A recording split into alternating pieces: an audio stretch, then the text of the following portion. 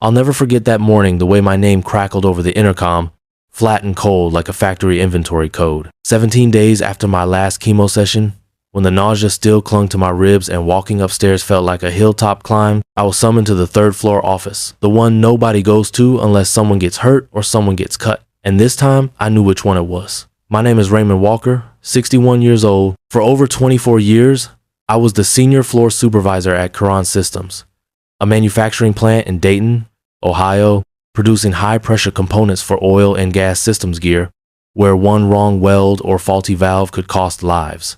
Through 3 recessions, 2 buyouts, and more than a dozen plant managers, I kept that floor running safely.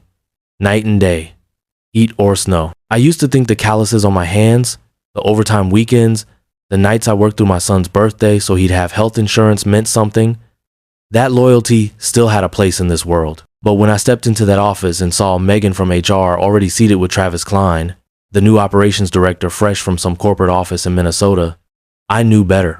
Megan slid a folder across the table with the same tone she might use to announce today's lunch special. Ray, the company's restructuring to meet new market pressures. I'm sorry to say this is your exit package. I didn't even hear the rest. My eyes stopped at the bold header. Voluntary separation agreement. Below it, a company logo I barely recognized. They'd redesigned it last year without telling those of us working under its banner. Travis, with his crisp shirt and tablet never more than an arm's reach away, started talking about cost efficiencies, talent optimization, and workforce renewal strategies. It was like watching someone gut your house while complimenting your taste in furniture. I'd given everything to that place-built safety systems from scratch, mentored every new tech, responded to every near miss and breakdown like it was my own home on the line, and now I was being replaced by a 29-year-old MBA with no oil under his nails. I'd stayed through sickness, through chemo, through days when just standing up made my vision blur because I believed hard work meant something. But to them, I was nothing but a line item, a liability with a prescription plan. And when Megan, still smiling that corporate soft smile, told me that my replacement had fresh ideas, strong tech skills, and a passion for innovation, I didn't answer. I just looked at the wood grain in the table and nodded, not in agreement. But because I didn't want to give them the satisfaction of seeing the fire in my gut, I walked out carrying a cardboard box with my old work gloves, a photo of my boy stationed in Texas, and the grease-stained notebook where I kept every fix, every failure, every small miracle that kept that floor alive for 2 decades. Outside, a thin drizzle soaked the parking lot. Nobody said goodbye. No handshake, no cake, no words. That was how they ended 24 years of blood, sweat, and silence. But what they didn't realize was I wasn't done yet. Not by a damn long shot. I sat there in that overly air-conditioned room. The same room where years ago I once stood shoulder to shoulder with senior staff to discuss emergency shutdown protocols, safety compliance updates, and performance milestones that I'd helped achieve with nothing more than grit, grease, and an ironclad work ethic. But this time, no one looked me in the eye for long. Megan busied herself pretending to organize papers she'd already read, and Travis, the polished new hire with shiny shoes and a tech startup vocabulary, kept checking his tablet like my career was just another spreadsheet column to close. We're excited about bringing in new leadership with a fresh perspective, Travis began, carefully avoiding the word replace. With the evolving direction of Karen Systems, this is a necessary realignment for future growth. I looked at him, this boy who hadn't even been alive when I first clocked in at the original plant downtown, and realized he believed every word he said as if repetition could smooth over betrayal. They didn't fire me for making mistakes. I had a spotless safety record and more certifications than half the management team combined. They let me go because I was older, because I'd gotten sick, because their bottom line couldn't handle a man who carried both wisdom and medical bills. I wasn't a liability to the operation, I was a liability to the balance sheet. My replacement, I was told, would be arriving the next day. His name was Cameron Dwyer, a business school graduate with a specialization in logistics and a keen interest in digital transformation. I imagined him walking through the shop floor in a fitted button-down, pointing at machines he couldn't name, holding meetings about systems he'd never touched. He's really eager to learn from your experience, Ray, Megan offered, as if mentorship could soften the insult of being discarded. I didn't argue. I didn't raise my voice. I simply gathered the folder, nodded like I'd just been briefed on a maintenance delay, and walked out. Not because I accepted what they were doing, but because I knew fighting right then would be like shouting into a hurricane. They'd already made up their minds. The only thing I still had control over was how I left that room.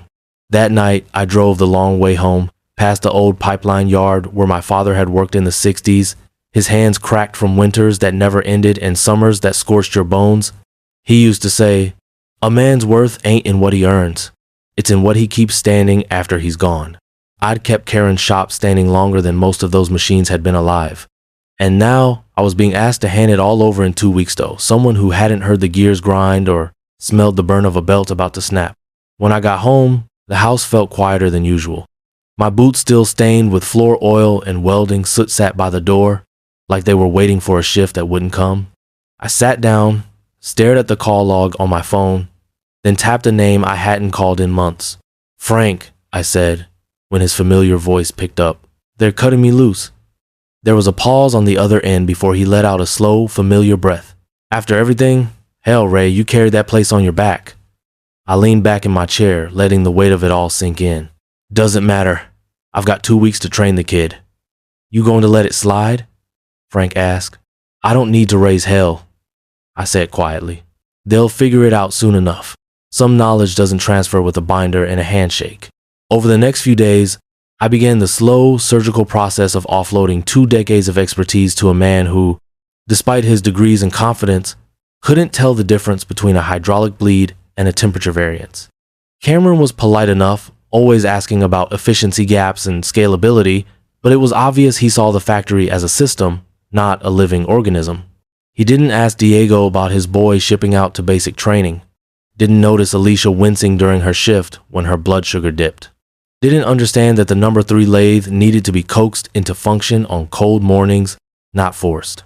And while I showed him every checklist, walked him through the maintenance logs, introduced him to every shift lead and line tech with patience and sincerity, I couldn't shake the sinking feeling that I was handing over my life's work to someone who didn't believe in the heart of the place, only its data. One afternoon, walking past the break room, I overheard Cameron talking to Travis. "Once I implement the new shift structure, we can probably eliminate 2 senior tech positions," he said.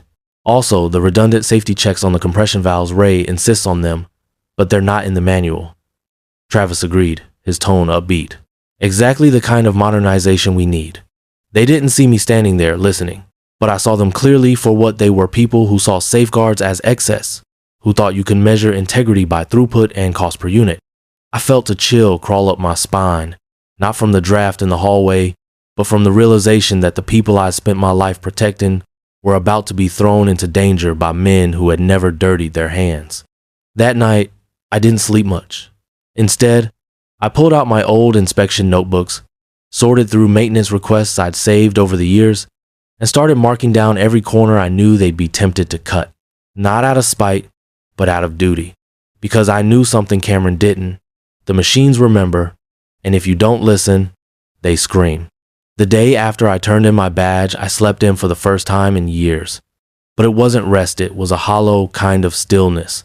The kind that settles in when the rhythm of your life is suddenly silenced. There was no alarm, no routine coffee thermos to fill, no scuffed work boots to lace up before sunrise.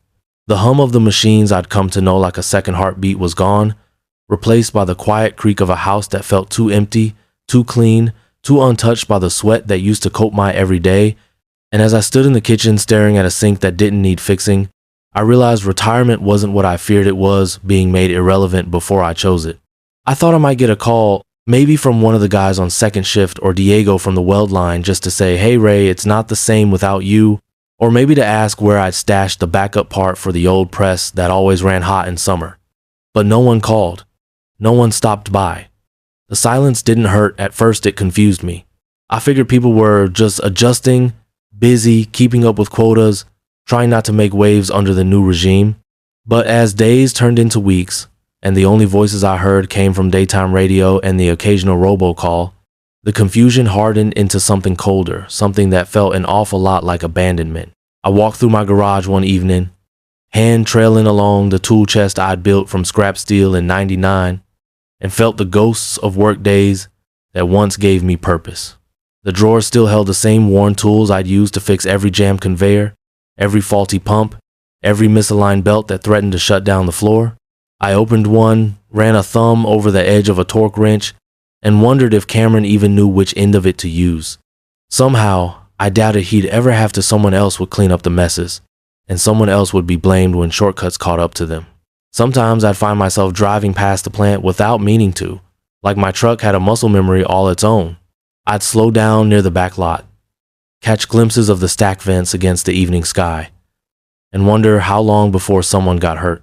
Not because I wished it, God knows I didn't, but because I knew how fast things unraveled when people like me were taken out of the equation.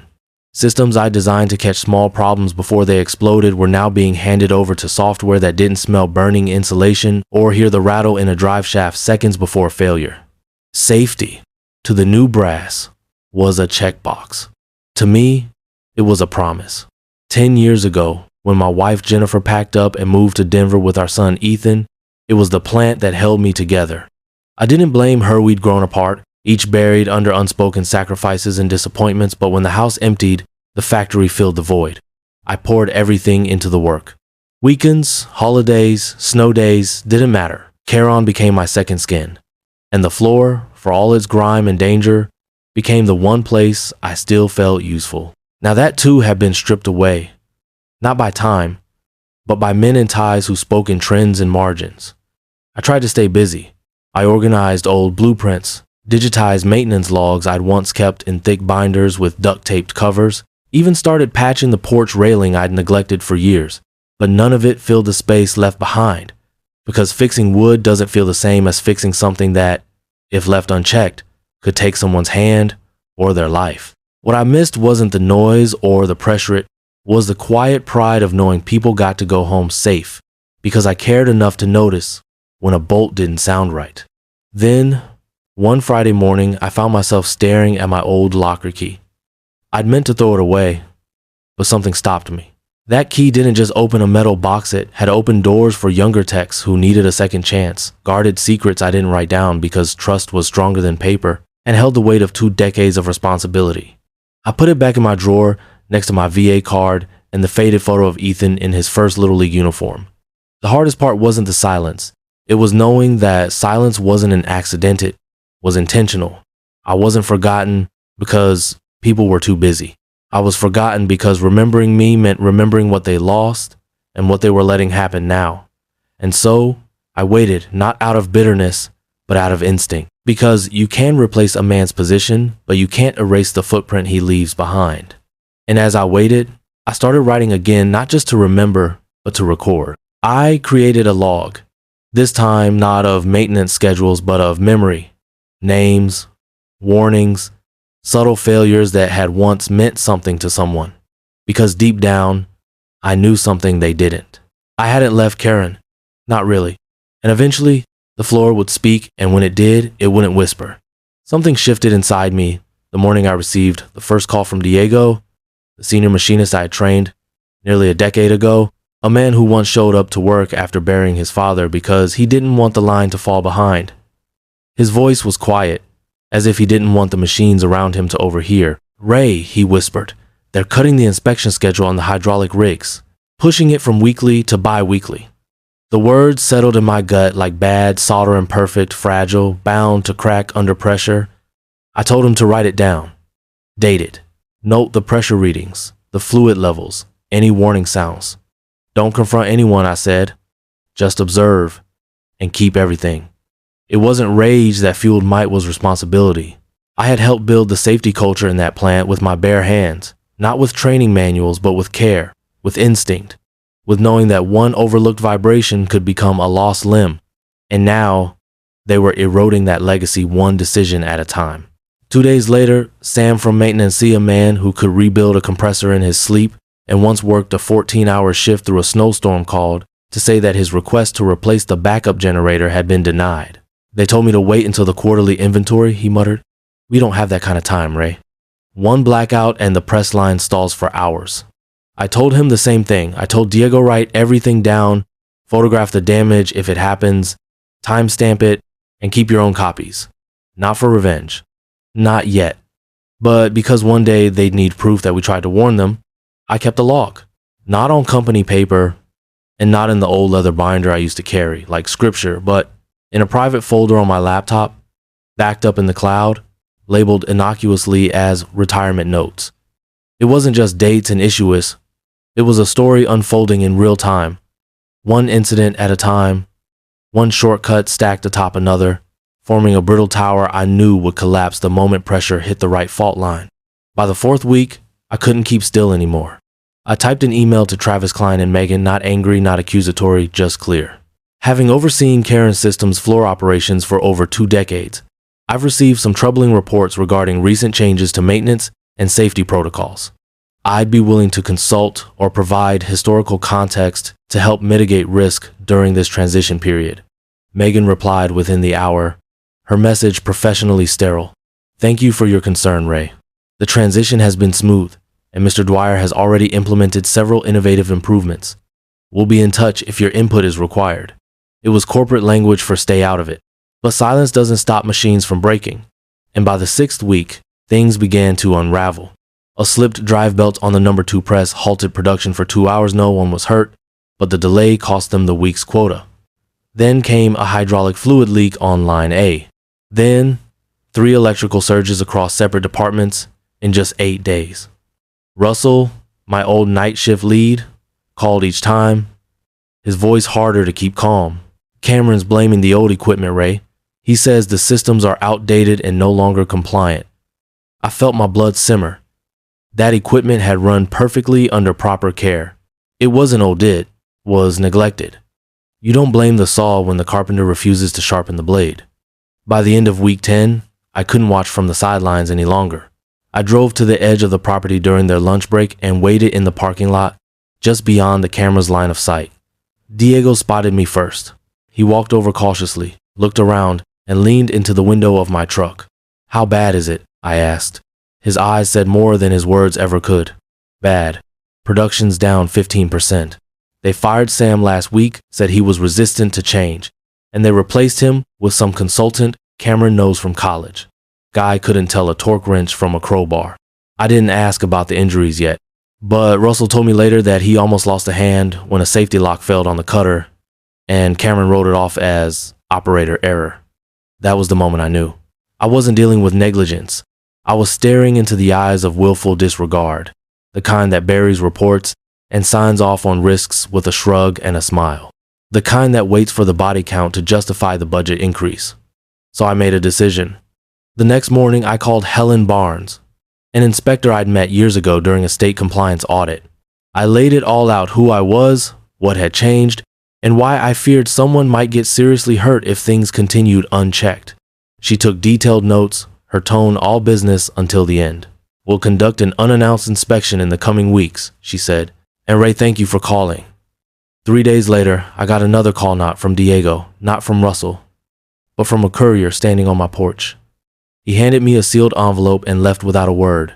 Inside was a letter from Karen Systems' legal department, accusing me of interference, threatening legal action for violating non-disclosure agreements, and warning me to cease any further contact with current employees. I called my attorney, Tom Brecker, a quiet, deliberate man who'd handled my divorce and helped me settle my father's estate. After reading the letter, he leaned back and said, "They're bluffing. You haven't revealed trade secrets or proprietary information, but they'll drag you through legal fees if you push them." I asked him if they could stop the inspection. "No," he said. "Once the board decides to inspect, it happens. But Ray, be careful. These types don't fight fair when they feel exposed." And that's when it clicked. These men weren't running a business. They were running a casino, betting against human lives, calculating that a few injuries cost less than proper maintenance. They weren't afraid of the damage. They were afraid of being caught. So I pivoted. I started calling in every favor I had. I reached out to Meridian Components, Karan's biggest client, and spoke with George Lawson, an old contact from their procurement team. I showed him photos of defective valves that had recently shipped pieces that could cause pressure failures in their fuel systems. I didn't demand anything, I just told him to take a closer look. I wasn't done yet, and now I had more than a motive. I had momentum. After my talk with George at Meridian Components, I knew the first domino had started to lean. He didn't promise anything no corporate guy ever does, but I saw the way his brow furrowed as he flipped through the photos I brought. Images of valve housings with visible fractures, pressure gauges calibrated with non-certified parts, and one especially telling shot, a sealing gasket packed with rust. "These passed your outgoing inspection?" he asked, his tone more restrained than shocked, which meant he already suspected. "Not mine," I replied. "Not when I was there." I didn't press further. I left the folder on the table, paid for my own coffee, and shook his hand. "All I ask is that you look," I said. "If it were your people working next to those fittings, would you be comfortable?" He didn't answer directly, but I could see it in his silence something had landed. From there, I moved fast but carefully. I reopened my notes, cleaned up the formatting, cross-referenced dates and names, attached timestamped photos, and uploaded everything to an encrypted drive.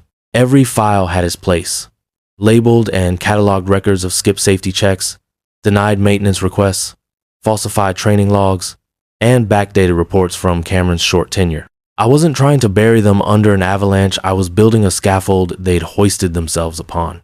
I sent the entire package to Helen Barnes at the State Industrial Safety Board, not as a whistleblower desperate for attention, but as a man who'd seen too much to remain silent. My message was short and professional.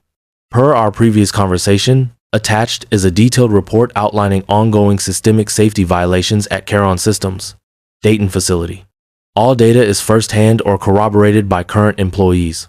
If needed, I can supply live testimony, but please keep my name out of the initial inquiry. Her response came within hours. "Thank you, Ray. This is substantial. I'm looping in my supervisor. We'll initiate proceedings immediately." And I didn't stop there. I reached out to Jason Dwyer, the very man they brought in to replace me. I wasn't sure he'd respond after all. He had benefited from my erasure, but something about the way Russell described him lately made me think he might be closer to the edge than management realized. So I invited him to lunch at a small diner on the outskirts of town, the kind of place where no one asks questions and the waitress always refills your cup before it's empty. He showed up late, looking tired and pale, his collar askew, and the usual NBA confidence dulled to a nervous tap of fingers against the salt shaker. I didn't play games. After we ordered, I looked him square in the eye. "How's the floor?" I asked. He sighed heavily, the weight of unsaid things pressing down on his shoulders. "It's a mess," he admitted. "Equipment's failing left and right, and corporate's breathing down my neck about productivity. But I can't make numbers when half the line is in downtime." I nodded slowly, letting the silence linger just enough. "They didn't tell you what you were walking into," I said, not as an accusation, but as a quiet observation. "They told you the system was outdated, that I was resistant to change, didn't they?" He didn't deny it. "And now you're spending half your day putting out fires you didn't start." He nodded, eyes down. "Every time I fix one thing, 3 more break. And when I ask for replacement parts, I'm told to hold until the next quarter. Budget constraints." "That's not budgeting," I said. "That's gambling with people's lives." I let that sit before continuing. "Jason, I'm not here to gloat. I'm here to give you a choice. Because in 2 weeks, Caron's biggest client is going to demand a full audit. The safety board is going to show up unannounced. And the evidence I've been collecting will land on multiple desks, including the legal team at Axiom Capital, the board of directors, and the perceived need be." He looked up then, a flicker of panic in his eyes. "Are you threatening me?" "No," I said. "I'm offering you an out. You can either be the fall guy, the young manager who let it all fall apart, or you can help me document the True Thievery denied maintenance request every time they force you to skip protocol, every piece of evidence that shows who's really making the decisions behind the curtain." He sat still for a long moment, then reached for his untouched sandwich, pushed it aside, and quietly said, "They'll fire me."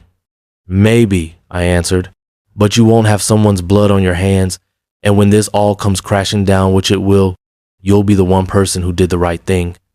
I left him with my number scribbled on a napkin. "Think it over. You've got a week." 3 days later, I got a text. "I'm in. Tell me what to do." With that, the fuse was lit. The evidence was in motion. The players were aligned. And the machine that had once run on loyalty and sweat was now being brought to its knees by the very people it thought it could silence. And for the first time since the day they pushed me out, I didn't feel forgotten. I felt ready. It was just past 6 on a cold Thursday morning when my phone rang. The caller ID lit up with a name I hadn't expected to see again, Travis Klein. I let it buzz once, then twice, and by the third ring, something told me to answer. "Ray," he said, his voice stripped of his usual corporate polish, cracking ever so slightly beneath the weight of whatever mess had finally spilled over. "We've got a situation at the plant." I let the silence stretch, not because I needed time to process, but because I wanted him to feel the full weight of reaching out to the man they had discarded like outdated equipment. "I've heard," I replied, calm and level, though inside I could already feel the gears turning. I'd seen it coming. The shutdown of the main press had been whispered through every private group chat and late-night phone call for the past 12 hours. And now, Karen Systems was in crisis and they had no one left who knew the language of the floor. "Our primary hydraulic unit is down," he said, trying to regain his tone of control. "Production's halted, and none of the new maintenance leads can identify the root issue. We've got orders stacking up, clients calling, and the backup system won't engage. Look, the company's willing to bring you Intemporarial as a consultant, of course. No strings. We just need the press operational again by end of week." There was a time when that would have stirred something in me, a sense of obligation, maybe even pride. But that time had passed, burned away in the silence that followed my dismissal and the arrogance that led them here. "I'm listening," I said carefully, letting him believe he still had leverage. "We'll pay your rate," he rushed. "Whatever it takes. $300 an hour, cash, no questions asked."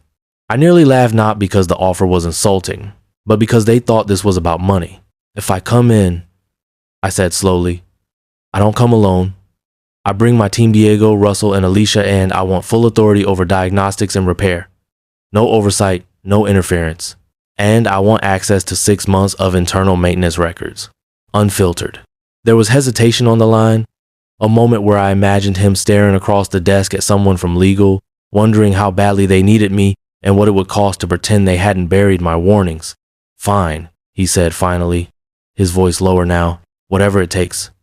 An hour later, I stepped onto the floor of Karen Systems for the first time in nearly 3 months. The air smelled of dust and panic, the kind that settles over a factory when nothing is running but everyone is moving. Operators stood idle in tight huddles, whispering, watching. Managers hovered in corners with clipboards and furrowed brows, and at the center of it all stood the #1 hydraulic pressant, cold and full of secrets no one had taken the time to understand. Jason met me first. His face was drawn and pale, dark rings under his eyes, and though he didn't say it, I could tell the weight of the last few weeks had aged him in a way that spreadsheets couldn't hide. "It's worse than we thought," he admitted, motioning toward the dormant machine. "Let's see it," I said, already pulling on my gloves. As I began the inspection, everything became clear. Failures weren't isolated, they were systemic. Pressure buildup where there should have been balance, coolant lines contaminated by recycled fluid, worn seals left unchecked for weeks. What should have been a routine maintenance cycle had become a full-blown collapse. The inevitable result of cost-cutting dressed up as innovation. I turned to Travis, who had arrived in time to watch us work, his expression guarded. "I can fix this," I said, "but first, I need to show you something." I pulled out my phone and opened an email I had drafted the night before. One click was all it would take to send it to Axiom Capital's executive team, the State Safety Board, and Meridian Components Compliance Division. Attached was the entire archive: photos, logs, memos, and first-hand accounts, all organized and presented in a way no one could ignore. I handed him the screen. "I just sent this," I said plainly. "Everything they need to know about the shortcuts, the failures, and the negligence that's been hiding in plain sight. If you want this press fixed, you'll let me work. But know this is already in motion." His face lost all color. For once, there were no buzzwords, no restructured phrasing, no empty reassurances. He simply nodded and stepped back. Over the next 3 days, we worked around the clock. Diego handled the rebuild of the pressure assembly, while Alicia verified every sensor and safety switch. Russell managed the systems integration and final diagnostics, and I oversaw every step, making sure that no tape was reused, no tolerance overlooked, and no repair rushed to meet a false deadline. We weren't just fixing a machine, we were restoring a standard that should never have been abandoned. And while we worked, the storm gathered outside. Meridian Components froze all orders pending investigation. The safety board arrived for a full audit, this time unannounced and unfiltered. Axiom's internal task force landed on day 3, walking the floor in silence, reading printouts they hadn't seen before and whispering to themselves as they passed empty stations. By the time the press roared back to life, Karen's future had shifted beneath its own foundation. Travis was gone by the end of the week, reassigned to a strategic planning role back at corporate. Jason remained, but in a reduced capacity, now reporting to a new operations director dispatched from Axiom's central office. And I was asked to stay. Thomas Whitfield, a man I had only known through brief memos and distant signatures, pulled me into the office on Monday morning. "Your work was exceptional," he said, choosing his words with care. "We've reviewed your documentation, and we're implementing your protocols across all Charon facilities. And we'd like to offer you the role of Director of Manufacturing Operations with full authority over maintenance and safety." I paused. "At what salary?" He named a figure that was 30% higher than my last full-time check, along with autonomy, a new office, and a support staff. I shook my head. "That's the problem," I said. "Safety can't be managed quarter to quarter, and I'm not coming back for a title." I stood, picked up my gloves, and paused at the door. "I'll consult 3 days a week, at my rate. I'll train your staff, restore what was lost, and keep the floor safe. But I won't be on payroll. Not again." He didn't argue. He only nodded. And so I returned. Not for recognition, and not for the pay, but for the people who were still standing, still trying, still showing up despite everything. I returned because Karen wasn't just a place to mate, was a legacy. And if they were finally willing to let it live again, then I'd help it breathe. When I walked back onto the floor that Monday, the press was humming like it used to. The air smelled clean, and the workers nodded not in greeting, but in acknowledgement, because they knew the old caretaker had returned. The days that followed weren't filled with celebrations or grand speeches. There was no confetti, no public apology, and certainly no plaque with my name on it. But there was a quiet shift, a subtle turning of heads when I walked the floor, a softening in the way people spoke when they realized someone who truly understood this place had returned not with vengeance in his fists, but with conviction in his hands. Every morning, I arrived before the buzzers rang and the machines groaned to life. I'd walk the line with Alicia or check in with Russell on night shift numbers. I reviewed logs that hadn't been touched in months and sat with new hires to teach them things that no manual would ever explain: how the metal smells just a bit different when a part is under stress, how the rhythm of a well-maintained press can be more accurate than any sensor, and how a person's safety is never something to trade for profit.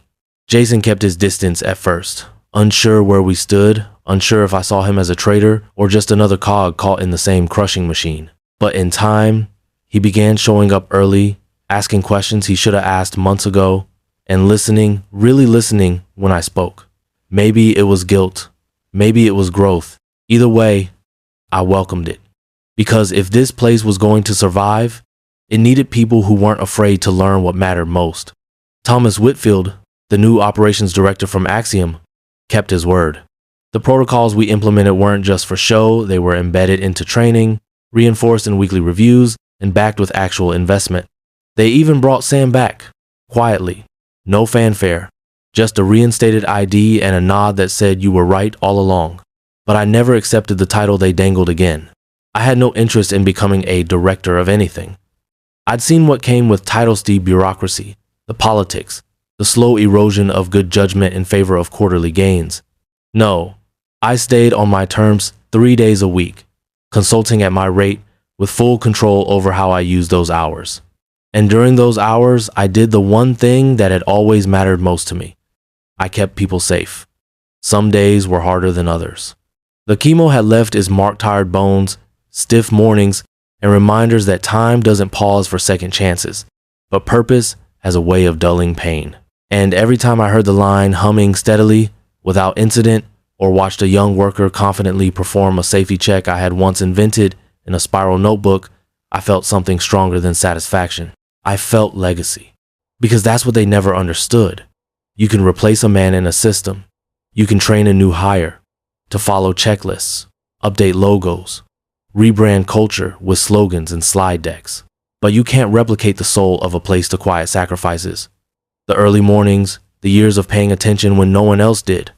That kind of value doesn't come cheap, and it doesn't come easy. It comes from showing up every day, no matter what, and caring enough to leave something better than you found it. I didn't go back to Karen's systems to prove them wrong. I went back to prove that I had been right. That dedication matters. That experience has weight. And that integrity isn't just a slogan on a wall, it's a choice you make when no one's watching. And in the end, when I walk through those factory doors, grease still on the floor, tools still humming in rhythm, I don't feel like a man who was cast out. I feel like a man who came back with something they couldn't buy. Respect. If this story spoke to something inside you, if you've ever been replaced, overlooked, or told your best days were behind, you know this. Value isn't what they assign you. It's what you carry, quietly, through the hardest days. Subscribe to the Underdog's Revenge for more stories like this, real, raw, and full of the quiet fire it takes to stand back up when the world thinks you're finished. Because we're not done yet. Not by a damn long shot.